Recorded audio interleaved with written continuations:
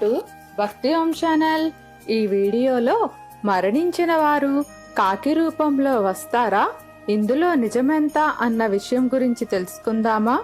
భారతీయ పురాణాలలో కాకులకు ప్రాధాన్యత కలదు.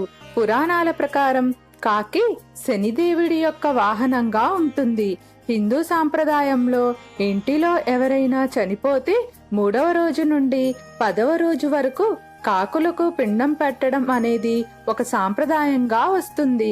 వారు కాకి రూపంలో కుటుంబ సభ్యులు పెట్టిన ఆహారాన్ని తినడానికి వస్తారు అనేది వారి యొక్క నమ్మకం. అయితే సాంప్రదాయం తాత ముత్తాతల కాలం నుండి వస్తున్న ఆచారం. పురాణాలను పరిశీలిస్తే ఒక రహస్యం తెలుస్తుంది. అది ఏమిటో ఇప్పుడు తెలుసుకుందాం.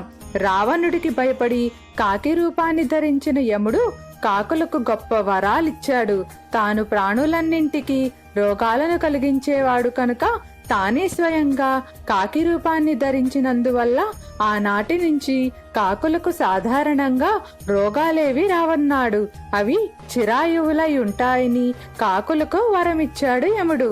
యమలోకంలో నరక బాధలను భరించేవారు బంధువులు అలా మరణించిన వారికి సమర్పించే పిండాలను కాకులు తిన్నప్పుడే నరకలోకంలోని వారికి తృప్తి కలుగుతుందన్నారు. యముడు స్వయంగా కాకులకు ఈ వరాలిచ్చినందువల్లనే ఈనాటికి పితృకర్మల విషయంలో కాకులకు పిండాలు పెడుతున్నారు.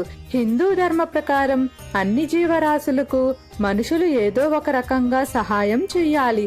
అందుకే హిందూ కుటుంబంలో చనిపోయిన వారికి కర్మకాండలు చేస్తారు. కర్మకాండలు చేసే సమయంలో బ్రాహ్మణులు ఇదం పిండం గృత్ర వాయస జలచరముఖేన ప్రేత భుజ్యుతాంశ అనే మంత్రాన్ని చదువుతారు.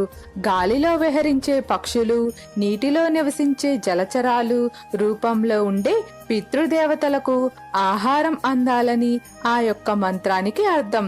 పక్షి జాతికి భోజనం పెట్టడం అనేది అందులో పరమార్థం. అయితే పూర్వం మనుషులు నివసించే ప్రాంతంలో కాకులే ఎక్కువగా జీవించేయి. అందుకే మన పూర్వీకులు పిండ ప్రదానం చేసిన తరువాత ఆహారం పెట్టేవారు. అది ఆనవాయితీగా ఇప్పటికీ కొనసాగుతూ వస్తుంది. మీకు ఏమైనా సందేహాలు ఉంటే దయచేసి కామెంట్ సెక్షన్లో తెలియజేయండి. మీకు ఈ వీడియో నచ్చినట్లయితే లైక్ చేయండి, షేర్ చేయండి, అలానే సబ్స్క్రైబ్ కూడా చేసుకోండి.